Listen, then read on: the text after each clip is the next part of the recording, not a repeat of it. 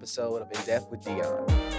In this episode, I speak with Dr. George Henderson, a civil rights scholar, professor who helped shed Norman's Sundown town past and open doors for thousands after him.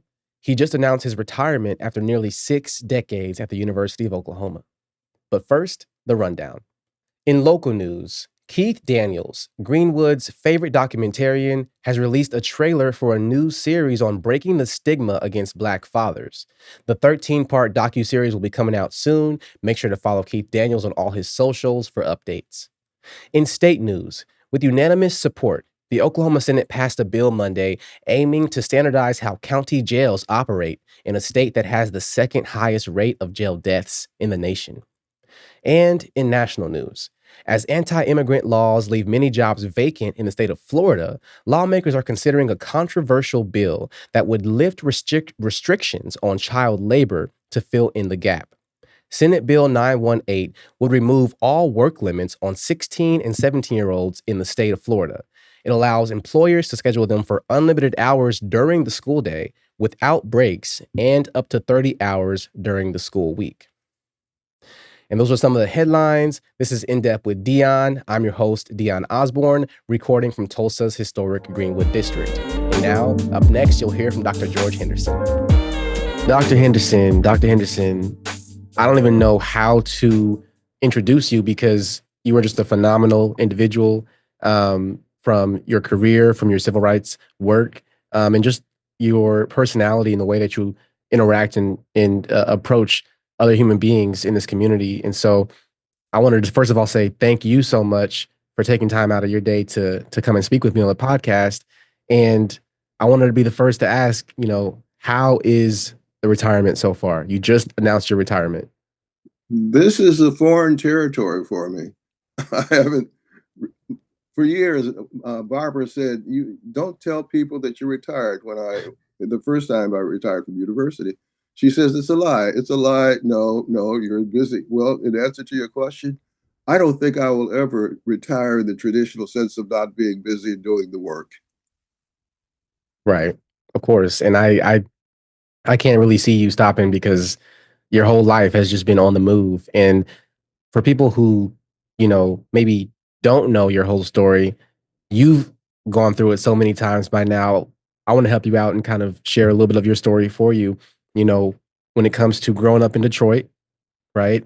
Growing up in East Chicago, Indiana, starting my professional career in Detroit. And so once you were starting your career, what took you to Detroit and what was the work that you wanted to accomplish there? When I got my doctorate, I just wanted to teach. But while working on the doctorate, the jobs that I had involved community organization, working with the Detroit Housing Commission to get better mortgage conditions for the residents and cleaning up the neighborhood. And then the Detroit Urban League asked me to join as director of community services. And that meant getting out, working with the NAACP, the Black Muslims, you name them. And so that is what allowed you to cross paths with Malcolm X, Martin Luther King Jr., Roy Wilkins Jr., you name it. As director of community services meant exactly that, the community. And we didn't take sides. The only sides that we took was for the people in the community. I mean, that's just incredible. A lot of people today know you as a civil rights giant and distinguished professor at the University of Oklahoma, but you had this entire life before then. Tell me, what was it like interacting with those great civil rights leaders, and what did you learn from them? It's interesting. That's a very good question. While I was doing it, and I didn't put it in perspective. It was just work. And I remember, for example, having those conversations with the different groups and individuals and saying, okay, now what next? So it was never a focus on George per se, but the work that we were trying to do together. In some Mhm. instances, we were not, we were trying to get to an end goal, but our methods may have been different. But that wasn't the point. The point was that people needed help, uh, and somebody had to do it. And, Mhm. you know, as the old saying goes, many are called, but few are chosen. Well, my creator chose me to do this work. And you have lived a life that others hope to accomplish just a piece of what you've accomplished. Um, Talk about the moment that you realized you were going to be going to Norman, Oklahoma. Why in the world would you even think of going to Oklahoma? You Hmm. sound exactly like my wife. This is the Uh, 1960s, right? 1967. 1967. 1967. I got my doctorate from Wayne State University in educational sociology. I was the 13th African American in the United States to have that particular doctorate, Wow. which meant that I could have gone anywhere. Offers from East Coast, West Coast, Midwest, South, it didn't matter.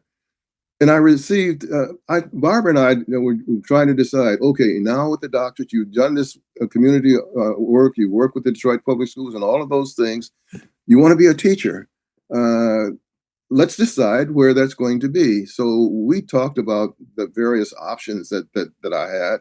Mhm. And doggone it, in the middle of that process, I received a call from the University of Oklahoma, Professor Richard Hilbert, chair of the sociology department. And he said, Dr. Henderson, we heard that you are on the you're going to be on the market and you'll be looking for a job. Would you consider the University of Oklahoma? Uh, and I said to myself, hell no. But in order to cut the conversation short, Mhm. I said, Dr. Hilbert, in my most northern, arrogant voice, there's something that you need to know about me. What is it? He asked. I'm a Negro. He said, that's your problem. Do you want to come to the University of Oklahoma? Well, And okay. with that, I said, oh God, I've got to meet this white man. uh, and I told Wow. Barbara that I I accepted an offer to go to Oklahoma, but I said, Barbara, what I'm going to do is that I'm going to do three things.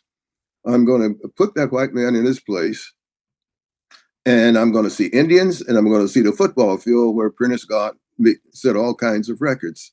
Mm. Well, as I was flying into Detroit for the interview, uh, as the airplane from Detroit crossed the border from Kansas to Oklahoma, I saw the red earth. And I said to myself, this is it, meaning Oklahoma. And the voice inside of me said, yes, this is it. I didn't understand what that meant. Okay, I'm in Mm. Oklahoma. I had interviews. They were not impressive because the people who interviewed me, I had the largest lecture interview of any faculty member ever hired at the University of Oklahoma. I had members from all of the colleges and other miscellaneous individuals. Why? We had a riot in Detroit, a race riot, 1967. And they wanted to hear about the riot, and I wanted to talk about my work as a teacher. Mm. And there was very little of that. But I don't know why. But I said, I will come on the condition that you give me 2 hours of free time with students. I don't know why I put that in. And on my time with the students, they said, Dr. Henderson, we want you. We need you. We have courses on the book about urban sociology and urban education, and none of the faculty members that we have here and or had here had that kind of experience. You do. Uh, we need you very much.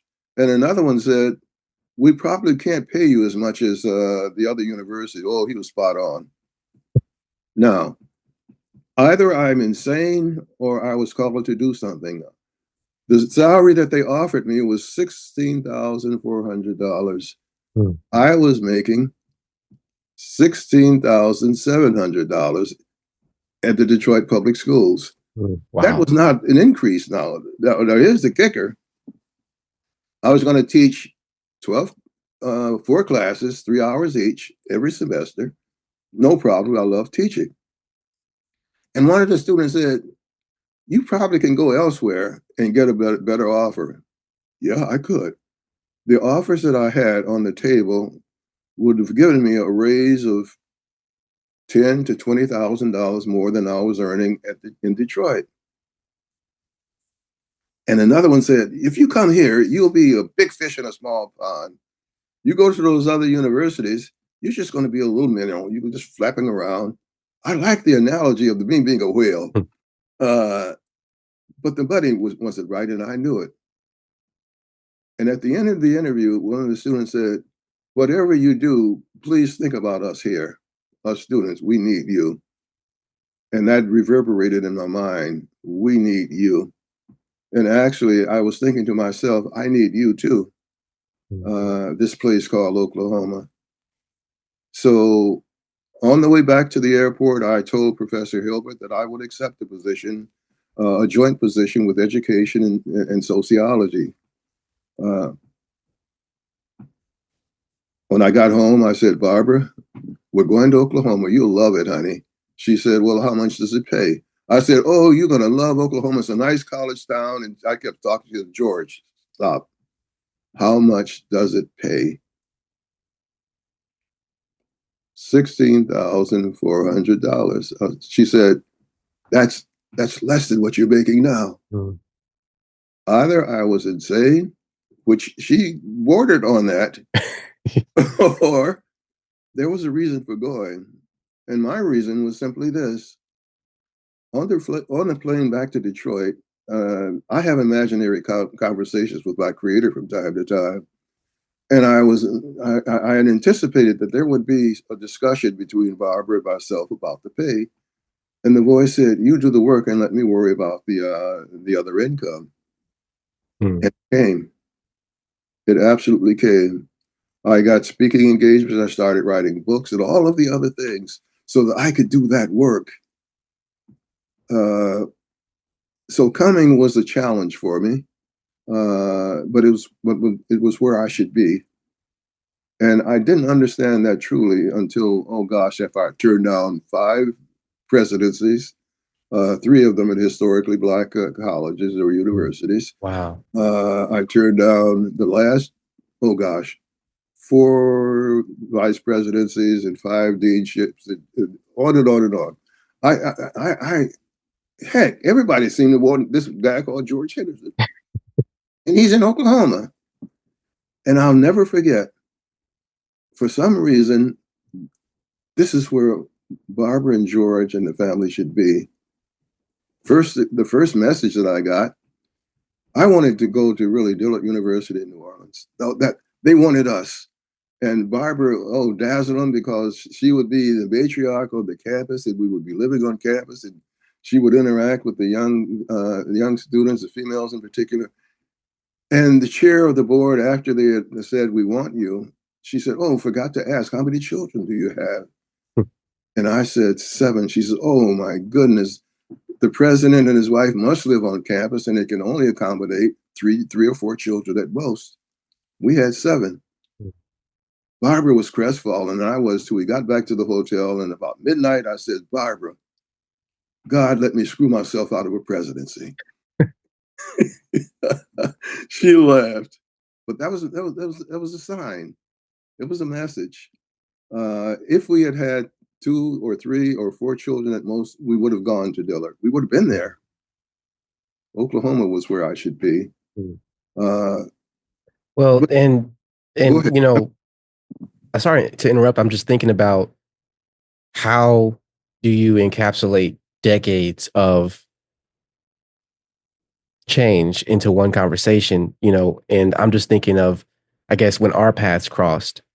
Oh, yes. It was, during the SAE, the former frat that had made the racist chant, and then the student group OU Unheard started forming and organizing, and you were their early supporter, their early advisor to their actions. And I want you to talk about, this wasn't the first time that students on campus had dealt with racism. I mean, you think about trying to change the name of one of the buildings from the historically racist, one of the racist founders of OU in the 80s, to decades later helping students to change street names and the most nationally recognized event, which was the SAE racist chant.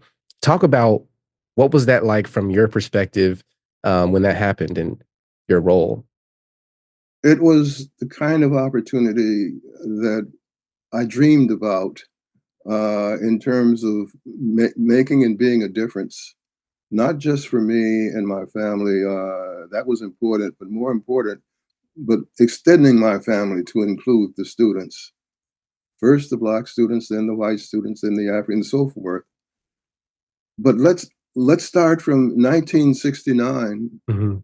Uh, the Black students wanted to start an organization. They wanted campus-wide organizations. No, there were Greeks and then non-Greeks, and there were athletes and non-athletes, and they all wanted to do something about racial segregation and discrimination.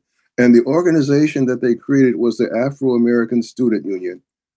And Melvin B. Tosin Jr. and Lenny Marie Tolliver and I were their advisors. And that was the group of students who indeed challenged the university. You talk about sit-ins and boycotts and pray-ins and all. They had them. They did, they, they did everything in the playbook that I was trying to do and did some of the in Detroit and more. Mhm. It was a teaching opportunity. And this was my laboratory, so to speak. Mhm. And I saw how the pieces were fitting, and I made some conditions. I will be your advisor, but you must do the work because it's about you and for you mostly. They assumed the leadership roles. They made the decisions. I supported them. And I decided that I could support them in places that they didn't have complete access to or first access, the president's office and the vice president, dean. I could speak for them in those meetings. I could be that lonely Black voice saying, whoa, just a minute, think about this in terms of the students. And I did. Uh, I was fortunate. When I came, it was George Lynn Cross, his last year, I'm sorry, at the university. He and his wife did something that had never been done at the university. She invited my children to have a tea party. Six girls having a tea party in the president's house, Mm. and having that kind of invitation.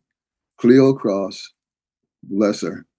George Lynn Cross loved basketball, but so did I. I came from Indiana. Hey, we played basketball all year round. Football was something we did waiting for basketball to start. So I love basketball, and so did George Cross. And he spotted me in that little field house across the way, and he asked someone, "Is that Professor Henderson over there yelling and making a fool of himself?" And this is yeah, that's Professor Henderson. Would you invite him over to this side to sit with me? He invited me up. He says, we both like basketball. Would you consider you and your wife just being here with us? So we became their seatmates at the basketball games. But that also gave me access to the president, access that no other professor had at the University of Oklahoma at that time, directly to George Lynn. So I could use that. Talk about a platform. I use that platform to advocate for the students, Mm. initially the Black students and later the other students. Now, from that protest, there were several others. And who's the professor that they would come to and say, hey, Doc, what do you think? Big Mouth George. And at one point, it came to me.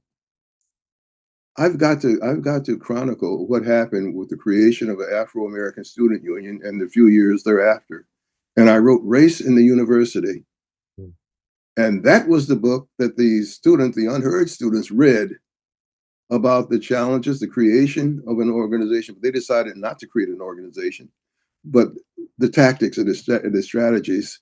And so the unheard students came to me first in my home. We talked informally, and then in my home, and then later on the university about tactics and strategies. So here I am again.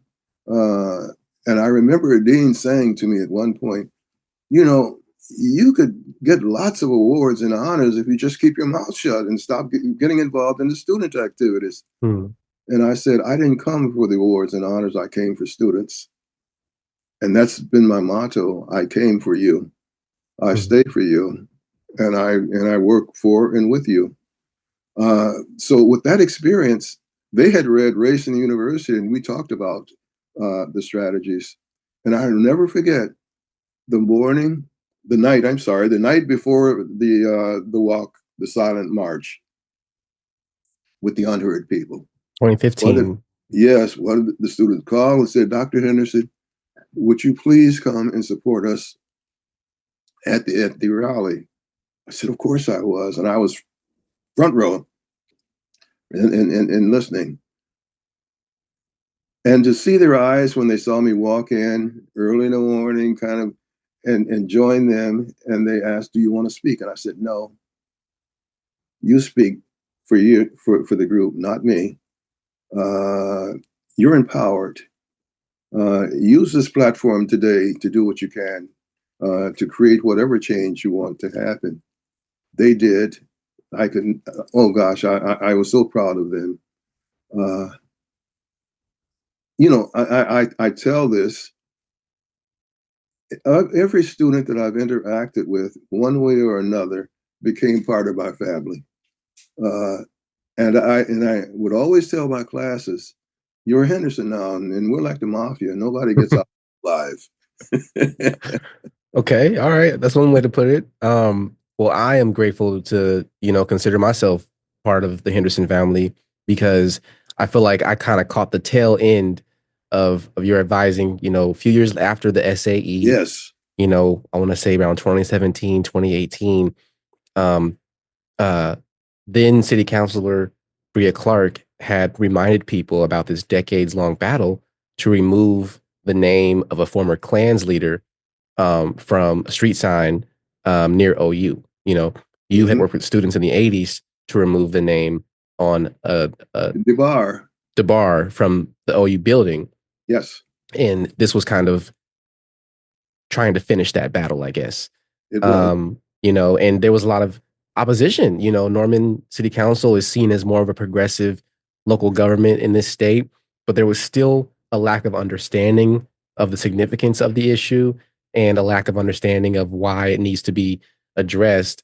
But you stood with students, you stood with me and my friends, and you came to those city council meetings. You used your voice, your platform, and ultimately, thanks to your support, I really feel like it was you who got that over the edge because people realized like maybe we can ignore these students, but we can't ignore Dr. Henderson. It, you know, I remember when I came to the university and several people said, "You're just a token." Mm. And I said to myself, "Yeah." And then I said to him, "There are good tokens and bad tokens. Good tokens are able to open the door for the next one and the next one, and the next one, because I learned that from Jackie Robinson." So being able to be a part of what you as students were doing about the DeBar thing, it I didn't have to think about that. That was a yes. I was going to be there. I was going to be with you. I was going to be for you, and it was never a question. The only question was when, Mm. where. You tell me, I'll be there. I'll do that. Uh, Call it a labor of love if you want to. Call it karma if you must, but I say call it doing the work of humane people. And that's what my creator put me on this earth to do. You know, the OU Daily right now is doing a series on the 10-year anniversary of the racist chant from SAE and the fallout, which led to diversity trainings that you helped to form, diversity trainings that now state government is trying to ban, and the federal government is trying to ban when it comes to diversity, equity, and inclusion. But a lot of people don't see what you do for students and people in this community outside of what's happening at the meetings, outside of campus, outside of the cameras. And I just really wanted to take some time to thank you for what you did for me because I'm not sure if you remember, but while I was doing all that activism, my grades were really suffering. I was not going to class. Of course, I remember. And I'm not gonna lie. I had I think it was an academic suspension. Yep. I just was not giving enough priority to my classes, and I reached out to you, and this was either in the middle of the DeBar stuff or after it, I reached out to you asking for your support, asking if you would write a letter, to the office to give to reconsider my suspension, and you did that. And I would not have graduated if it weren't for you doing that. I physically went over and talked to the dean of students about you, and yes, I and didn't know that. uh, I did a lot of that behind the scenes advocacy work. Uh, I considered it part of my work and part of my calling and part of I had to do it.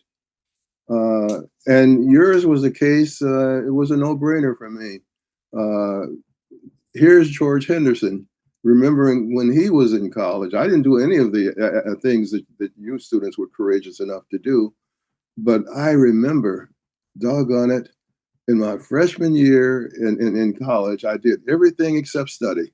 And except, and I said, good gracious, if we're going to try to keep this young man out because of GPA, I should not have graduated because my grade looked like, oh, shame, boo hoo, go home. And a professor intervened, chair of the sociology department intervened on my behalf. And I said to him, I owe you. He says, no, you owe other students. So you were paying it forward. I was paying it forward. And then I realized that paying it forward has no end point. Mm. You do it as long as you can, as much as you can, while you can. And I was pleased when I knew when I walked out of his office that you were going to be given another chance. I knew that. I I don't know just how many times a dean or a vice president says, George, I'm going to do this for you. I said, no, you're going to do this for the students. mm. You've been paying it forward for 58 6 years. decades, Yeah, 58 years. 58 years. I want to leave you with one last question. Of course, a lot of people were sad to hear about your retirement, but also happy because you deserve time for you, and to not be fighting on behalf of everybody else. So, what I want to know, Dr. Henderson, is how do you feed your soul? And what are the things you want to do in this time of your life to feed your soul? That's a darn good question. I spent all of my life, and certainly when I was teaching and doing the advocacy work, with the permission of my children. I spent more time with other people's children than my own, but I had their permission to do that. Uh, so the way that I kind of make that up a little bit is that now that I have more time, I'll give more attention to my grandchildren and my great grandchildren. Now their parents missed that time, but they're and they look at me and they said, "Doggone it." And then they would smile and said, "That's okay, Dad. We know we gave you permission to be gone." Now I don't have an excuse for my grandchildren and great grandchildren, so I'm going to be there with them. But there's something else. Barbara and I need more time. She sacrificed a lot too. In fact, Barbara was the chair of the Norman Human Rights Commission that opened up housing and employment in Norman. And most people know her, and they refer to me as her husband in Norman. Outside of Norman, Barbara's my wife. And so these dual roles reflect the time that we spent helping. But how am I going to spend the time? I'll probably have another writing project of some kind. I get thoughts and pieces and snippets of things that I want to say, and the way that I say them is through books. Uh, I may collect the thoughts and put them on scraps of paper, but the question that you asked, what am I going to do? I missed the classroom. And I knew I was going to miss the classroom, but I made the decision. But also, my mind was ready to go, but my body simply had reached a point where it was not able to perform at the level that I wanted to teach. So consequently, I've got to find another place to Well, let me say it this way. When I was outside of the classroom, I just barely existed. When I was in the classroom, I was alive. Hmm. Uh, the students gave me a reason to go from day to day and do the things that I did and to share them with them. Uh, I'll be very honest. I don't know what's going to happen to this person with all of the free time, but I do know this. When Martin Luther King Jr. said, "I've been to the mountaintop and I know I will not be with you much longer," we didn't want to hear that. I've told my family that I've been to the mountaintop and I may not be with you much longer, but the time that I have, I'm going to try to make it quality time. I feel good about the life that I've lived. I feel good about the things that I've tried to do with others. But from my perspective, it was never I. There is no I in we. There's no I in us. And so I'll keep doing what I can for you and the others uh, as an elder in the village. And we elders will continue to tell our stories. Uh, and foremost, I'll do what I do with every audience, every group of individuals that I meet. I will continue to love you. Love is the glue that binds me with other people. This last thought came to me. The very first time that I saw the students in the classes, good gracious, my first class was a small sociology class of 250 students, and there were 5 minorities. And I looked out at all of the students, and Roberta's Flack song came to me. My love, the first time ever I saw your face. The first time ever I saw the faces of the students, yours and the others, it was my love. So what will I do?